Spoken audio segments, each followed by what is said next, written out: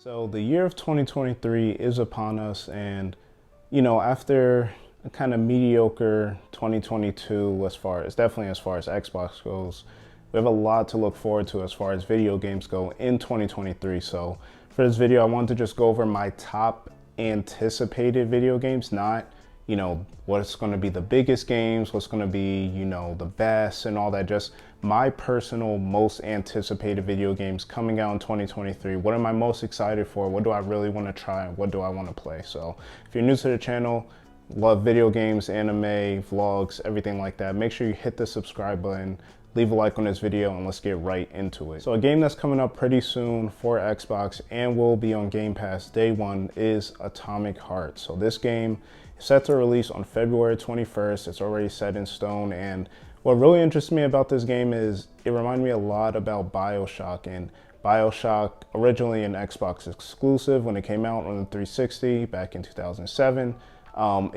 It was just one of those games that was super unique, this different world and the different abilities and things like that. And Atomic Heart is supposed to take place in kind of like a near future.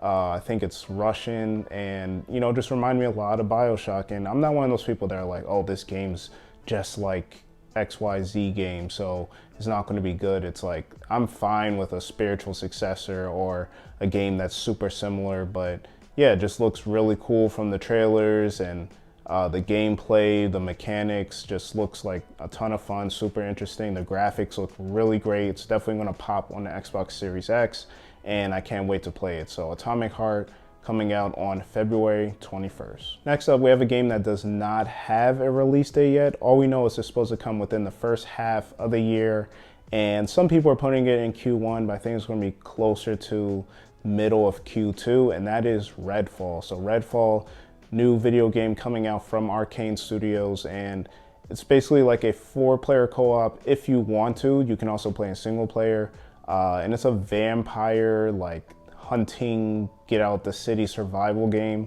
And a lot of people were thinking like, oh, it's just like Left 4 Dead. We got Back 4 Blood a couple years ago or last year, and it's like, apparently it's not like that at all. It's closer to like a Far Cry game.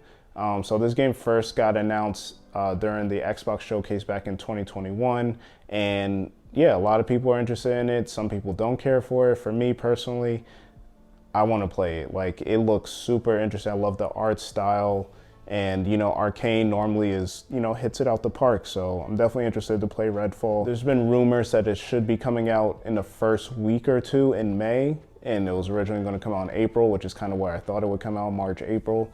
But yeah, we'll see. Hopefully it won't take too long.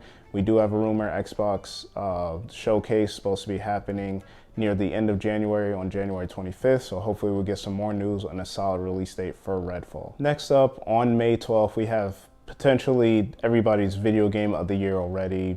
Probably going to be the best-selling game in the entire series, and that is The Legend of Zelda: Tears of the Kingdom. So I've said it multiple times on the channel, I'm a huge Zelda fan, but I did not like Breath of the Wild. I've tried it multiple times to try and get into it, but it was just such a drastic change in style from the Zelda games I know, whether it's the 3D, open hub world type games like Ocarina of Time, Twilight Princess, Skyward Sword, or even the, top-down 2D kind of style like Link's Awakening or Link to the Past. Those are more of the Zelda games that I like, but Tears of the Kingdom, I'm still putting it on here. I'm going to get it for sure.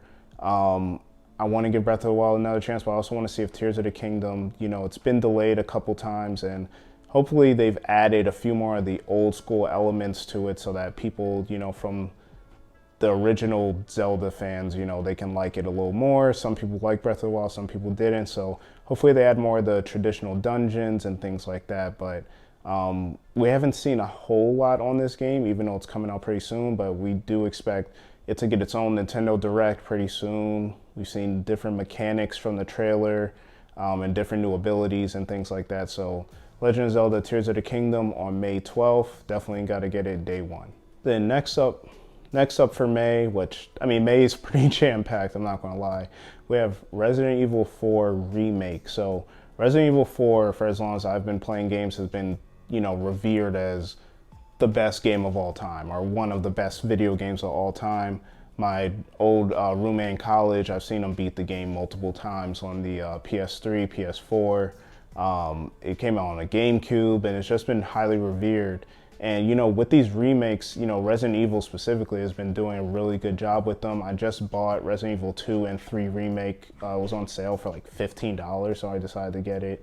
Haven't played them yet. I didn't grow up a huge Resident Evil fan, but you know, it's just one of those things that if everybody's talking about it and it looks good, it's just something I haven't tried. So definitely looking to dive into this one on May 23rd. Next up, on May 26th, we have Suicide Squad Kill the Justice League. Now, I've never really been a huge fan of the DC games. I haven't really played that many, to be honest. So I know the Arkham series is super popular. I have Arkham Knight. I actually bought it a couple years ago. Haven't really played it that much.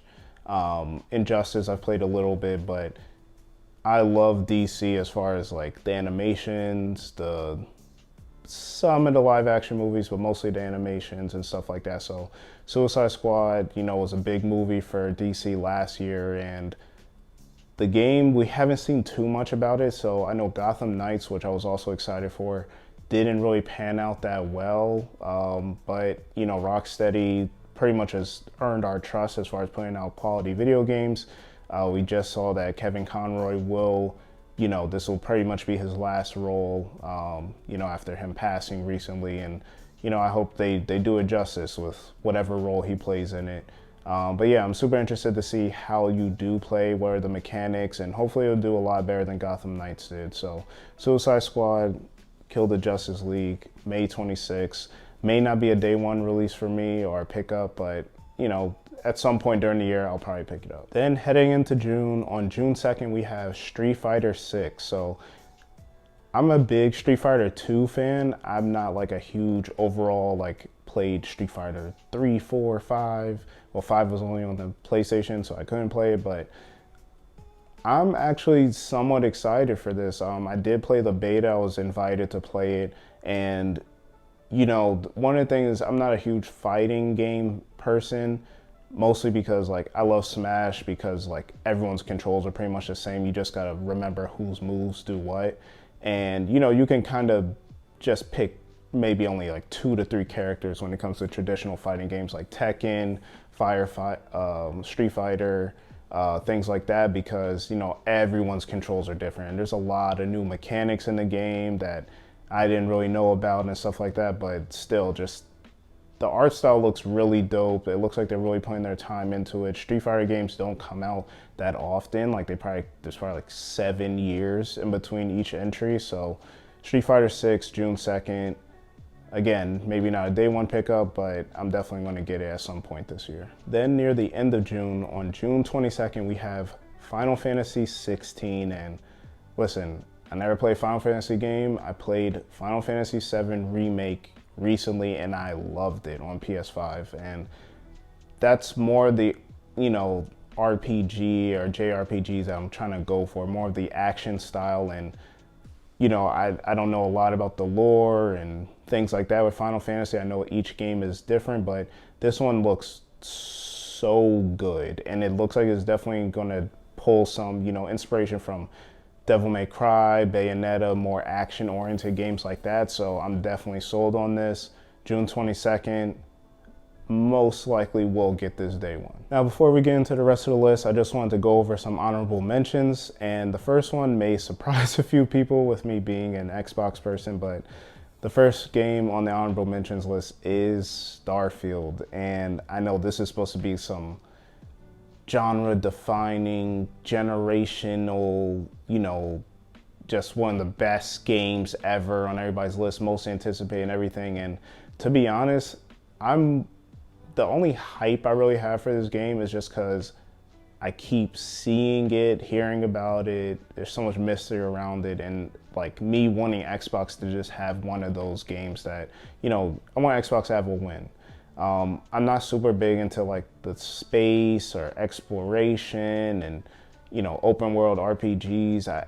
I'm starting to kind of get into them, but this isn't one that I'm like head over heels for. It's going to be day one on Game Pass, of course, so, you know, I'm definitely going to check it out. There's no excuse to not play it.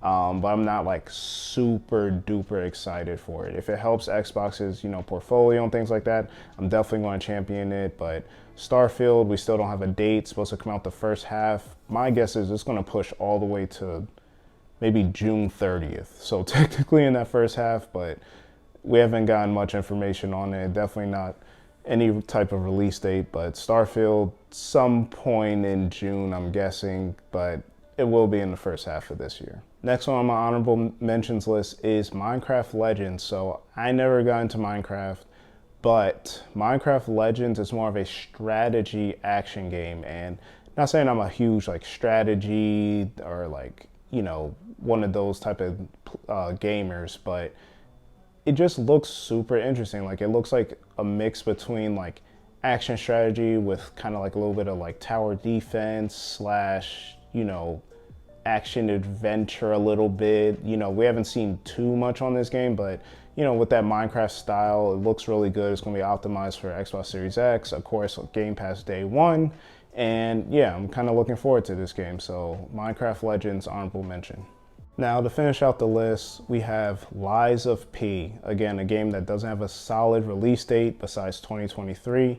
And this is going to be a spin on the original story of Pinocchio. So for some reason, Pinocchio has been getting really popular recently. There was a Netflix movie, there was a Disney like live action remake, and now we have this Lies of P video game. So it's supposed to be a retelling of Pinocchio kind of in a Soulsborne type of style. And while I haven't been like a Dark Souls or Elden Ring type of player or anything like that, this one looks super interesting to me. And any type of retelling, I'm super in on it. So especially a Disney story. So Lies of P, no exact date on it, but definitely looking forward to this one. Next up, we have what isn't an actual game per se, it's more of DLC, but we have Cyberpunk 2077 Phantom Liberty. So this is going to be a DLC coming out for Cyberpunk. Cyberpunk was a game that, again, just the hype got on me. I pre-ordered it 2 years ago and I still haven't finished it. I honestly started playing it seriously last month, and I've been pretty impressed with it. Like I really like what it is. I know it started off pretty rocky, but I just like the kind of like a GTA feel mixed with, I don't know, Watch Dogs, I guess. I don't know how to really describe it, but I do like the different abilities, the different, skill trees, the way you can just like pick up gigs and move on to the next one and, really build your character and things like that. So when I heard that the DLC was coming out, I got excited because once I finish the main game, I'm definitely going to want more Cyberpunk to play. I love the Edge Runners anime that came out last year. Definitely one of my favorite shows in anime of the last few years. I even went as David Martinez for AnimeCon, or Anime NYC. So if you haven't seen that video, make sure you check that out. So yeah, Cyberpunk Phantom Liberty coming sometime in 2023. Last up, but definitely not least up, we have Stalker 2. So Stalker is a series that I wasn't familiar with, but Stalker 2 was shown at the Xbox Showcase back in 2021 to drop in April 2022. That ended up getting pushed back till the end of 2022, and then unfortunately we did have the war start with Ukraine and Russia. So a lot of the developers or studios based in the Ukraine, some of them are actually fighting, some of them have lost their lives, unfortunately, in the war. And, it's just pushed this game back and back. And they've been relocated to Prague and have been able to, polish up and pretty much finish up the game. We got a new trailer a couple weeks ago and it looks really fun. Like I remember the Chernobyl show that came out on, I think it was HBO a couple years ago.